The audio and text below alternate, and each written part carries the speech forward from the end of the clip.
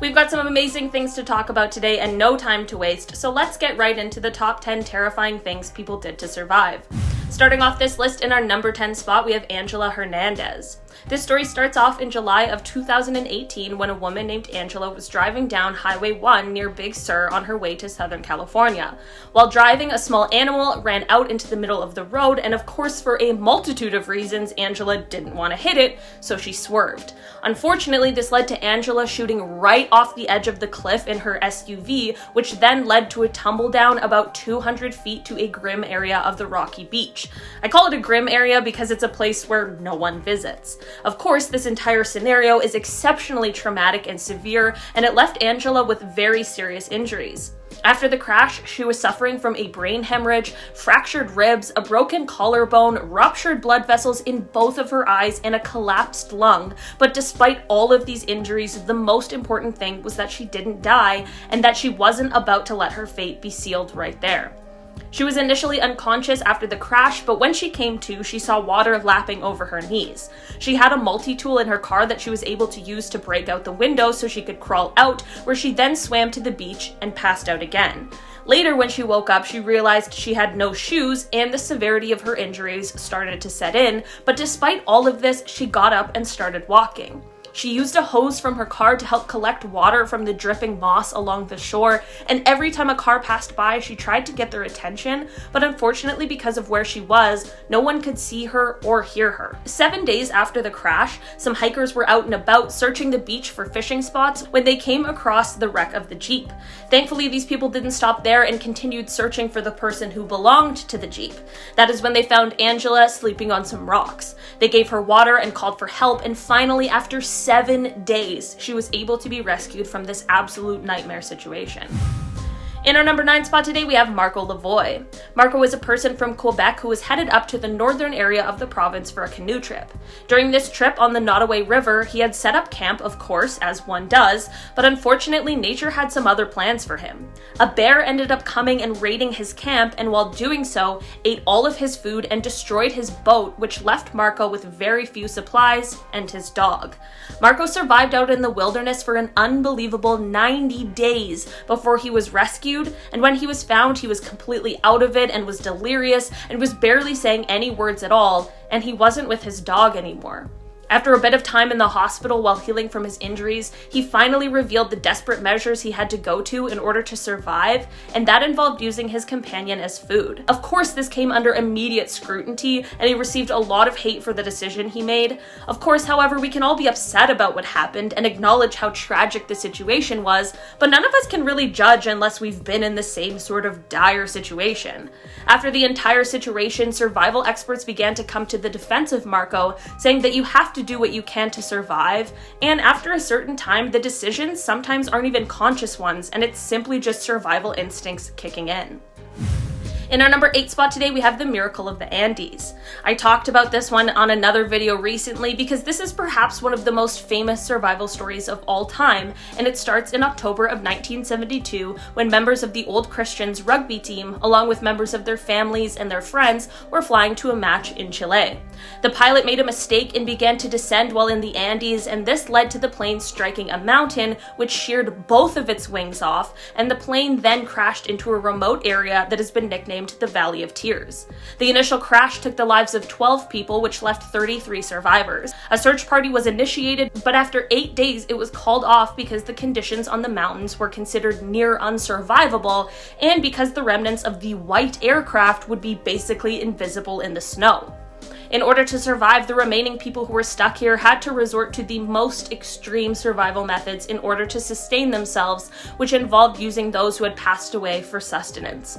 In the coming weeks, 6 more people passed, and then an avalanche took the lives of 8 more as if they hadn't already gone through enough. It is now December. Remember, this flight happened in October, and 2 of the remaining survivors set out to find help and miraculously found 3 Chilean men 4 days later. By December 23rd, all 16 of the remaining survivors were rescued after being stranded for over 2 months with no food, no gear, literally nothing. If going through all of that wasn't enough, the public tried to criticize how these people went about surviving this absolutely horrifying situation, but they rightfully defended themselves and their actions. In our number 7 spot today, we have Erin Ralston. This is another one of those stories that has gone down in history as one of the most famous survival stories ever because it's truly unbelievable, but also thanks to the blockbuster movie that was made about the entire ordeal, which then brought the story to people who hadn't yet heard of it. In April of 2003, 27-year-old Erin Ralston was climbing in Utah's Blue John Canyon when he found himself in an unfortunate situation where an 800-pound boulder fell on him. This caused his right hand to be crushed, which then left him trapped. Of course, Erin tried everything he could to free himself, which included using his multi-tool he had on him to try and chip away at the rock, as well as trying to fashion some kind of a pulley with his climbing rope in an attempt to pull the rock away from him. After multiple failed attempts and a total of 6 days being stranded, Erin realized that his only way out would likely be to amputate his own crushed hand. When describing what that was like, Erin told National Geographic News that it was, quote, 100 times worse than any pain I've felt before. Yeah, Erin, I truly cannot even imagine. Thankfully, this was enough to free Erin and he was able to get the medical attention he needed and of course survived. Erin even ended up going back to climbing after his recovery with help thanks to a special kind of prosthetic hand that has a built-in climbing pick. While we're on the topic, just a quick shout out to all those engineers and medical professionals who dedicate their lives to building prosthetic limbs for people. It's such a cool and important job, and I don't feel like we recognize them enough. So, thanks! In our number 6 spot today, we have Ernest Shackleton. Ernest is a man who braved the harsh conditions in the South Pole once, so by 1914 he was ready to do it again. He set out with a group of 28 men and they all had the intention to make it all the way across the continent to then arrive at a ship that would be waiting for them on the other side. Well, things took a bad turn almost immediately as they were on their journey to the Antarctic when they all became trapped in ice as their ship, the Endurance, fell apart. From here they were trapped, their supplies slowly began to dwindle, and this led to the men getting aboard life rafts to then float for 14 days through the icy Antarctic seas to an island. Unfortunately, once here, this wasn't the end, as the men then had to take another long journey all the way to the nearest inhabited island, which was South Georgia Island, and this took them about 1,000 miles from their original point. Imagine having to float for 1,000 miles hoping you make it to where you want to go. Despite everything the men went through on this journey, all 28 of them survived the entire ordeal, but sadly the same could not be said for some of their furry companions. Unfortunately, the men found themselves in situations similar to Marco that we discussed earlier. To make matters even worse, the ship that was waiting for the men on the other side of the Antarctic, the one that of course never ended up actually seeing the men at all, the Ross Sea Party, ended up experiencing 3 deaths. In our number 5 spot today, we have Steve Callahan. Steve Callahan was a man who had just finished his successful solo journey across the Atlantic, and this insane story starts out when he was on his way back. Steve was sailing in his 6.5-meter sloop in January of 1981 when a storm struck, but this didn't concern Steve as much as the hole that was left in his boat's hull from either a whale or a shark, as that was most definitely taking over his attention. The boat began to sink, and this is when Steve was quick thinking and repeatedly dove back into the sinking ship to grab as much survival gear as possible. Steve was now left on a 6-foot circular raft adrift in the Atlantic. At this point, he was about 800 miles west of the Canary Islands, but as time went on, he was only drifting further and further away. While lost at sea, Steve fished with a spear gun and made drinkable water using a solar still. On day 14 of being adrift, he signaled to a passing ship, but it didn't stop for him. After a month of being at sea, he was far out from the shipping lanes, and by day 50, he was really struggling to live. He was covered in sores from the salt water, he was extremely dehydrated, and there was now a hole in his raft that was getting difficult to keep patched. After 76 days had passed, Steve was exhausted and he was so thin he had lost a third of his body weight. Birds began circling his raft to try and scavenge the leftover fish guts that Steve had tossed back into the waters, and while that is really gross, This is actually what led to his rescue. The swirling birds led to some fishermen spotting Steve on his raft, and then they came to the rescue. Steve had lasted over 2 months lost at sea and managed to keep himself alive the whole time. In our number 4 spot today, we have Joe Simpson. Two best buddies, Joe Simpson and Simon Yates, were doing their thing, climbing throughout the Peruvian Andes when a terrible accident occurred that left Joe with a broken leg and heel. This is obviously a really big issue when climbing mountains, and it's also important to note that the climb the men were doing was a particularly difficult one, and throughout their experience, there were some very severe weather conditions that they were also facing. Simon tried to help Joe and tried to help them both get back to safety, and to do this, they tied their 2 ropes together to then lower Joe down the different mountain stages, all the while doing this in weather that was continually worsening. Simon lowered Joe 3,000 feet using this method, and they felt for a while like things were going to be okay, but just as they were getting relatively close to the safety of the glacier, Joe went over an unseen cliff edge while being lowered, which meant that Joe was hanging completely free with only the rope that Simon was holding keeping him from falling. Literally, his life was in Simon's hands at this moment. Joe couldn't get his weight off of the rope, and there was no way that Simon could possibly lower him any further. The two were stuck here for what was later estimated to be over an hour and a half, and the longer they stayed here, the more Simon was being pulled by Joe from his unbelayed stance. Simon was 150 feet above Joe, and who knows how far above the glacier they were aiming for. There was unfortunately only one thing they could do in order to keep Simon from falling off the side of the mountain, and that was to cut the rope. In doing so, Joe fell about 50 feet to the entrance of a crevasse, where he then fell again to a ledge within the crevasse. After cutting the rope, Simon dug himself a snow hole in the slope behind his stance, which he then spent the night in. The following day, he completed his descent to the glacier, and since he wasn't able to find Joe, he just assumed his friend had lost his life, and he returned all the way to base camp. Little did he know, however, that Joe did not lose his life, and instead he was able to climb and crawl out of the crevasse, and after 4 days, he himself reached the base camp. Both of the men survived, and of course people criticized Simon for cutting the rope in the first place, but Joe understood the situation for what it was and quickly came to his defense, saying that had the roles been reversed, he would have done the same thing. There really was no other option in this scenario, and in the end, thankfully, it all worked out. In our number 3 spot today, we have Julianne Kopka. Miss Julianne has like a 2-for-1 when it comes to survival stories. Her story starts out on Christmas Eve 1971 when she was just a teenager and was on Lanza Flight 508. The plane was struck by lightning, which is an actual nightmare situation, and this led to the plane starting to basically disintegrate midair. If you've seen any horror movie that takes place at high altitudes where the plane gets broken, you know what happens next. In what felt like the blink of an eye for Julianne, she found herself still strapped to her seat, just 2 miles above the Peruvian rainforest. She was injured, of course, full of bruises, had a broken collarbone, but she was alive. And in fact, she was the only person who had been on the flight that was still alive.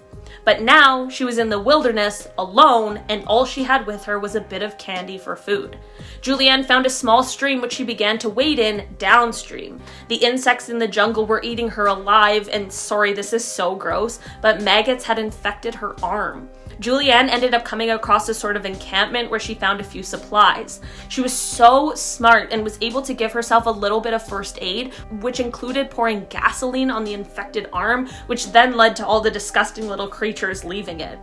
Just a few hours later, a few lumber workers found her, gave her more first aid treatment, and took her to an area that was more populated, where she was then airlifted for medical treatment. In 2000, her story was told through the documentary titled Wings of Hope, which was directed by Werner Herzog, who took particular interest in the story because it is obviously incredible, but he too had booked a seat on that flight, and he would have been on it if it wasn't for a last-minute change of plans. In our number 2 spot today, we have Ada BLACKJACK. Ada was a woman from Alaska, and she was a part of the indigenous Inupiat people. She was hired by some Canadians for an expedition to the Wrangel Islands, which in current times is Russian territory, but back when this story took place in 1921, the expedition was intended to claim the islands in the name of Canada. Ada was hired to be the cook and the seamstress for the expedition and was told that she would be one of many indigenous peoples on the trip, but this was a lie. There were 5 people left on the island, including Ada, and the other 4 people were European, Canadians, and Americans.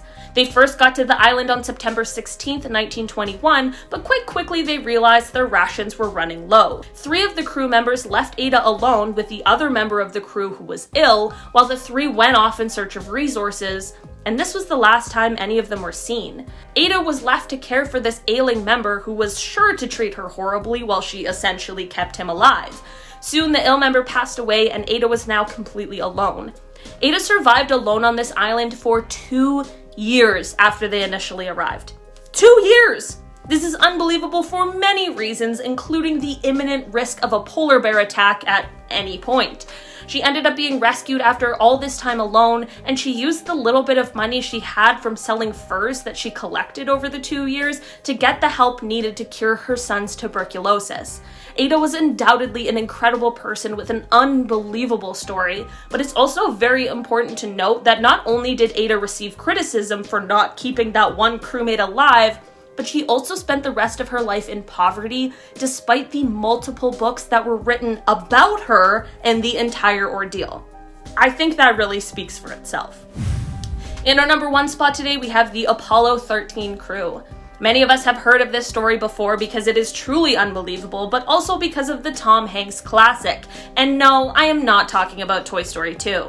This space crew took flight on April 11th, 1970 and had the intention of landing on the moon, but because of an oxygen tank explosion on board that nearly killed them all, these astronauts were forced to go the furthest out in space any living human has ever been in order to save their lives. They used the lunar module as a lifeboat and they stretched their rations that were intended to be a day and a half worth of food for 2 people into food that lasted for 4 days among 3 people. They faced hardships some of us can't even imagine, while those on the ground worked tirelessly to figure out how to get them home safely. Had to make an orbital correction that took them far from the moon and about 248,655 miles from Earth before they could slingshot back around towards Earth. The lunar module was their safe space while still out in space, but re-entry to Earth is a totally different ballgame. This meant they had to get back into the damaged command module for this part before they were able to land back on Earth, and they did so safely. Everyone involved in this entire mission, from the crew in space to those on the ground working to save them, did incredible work, and it really is a story that will never be forgotten. Alright guys, that has been our list for today. Thank you so much for checking it out. I've been your host today, Olivia Kozlowski, and I'll see you next time. Bye!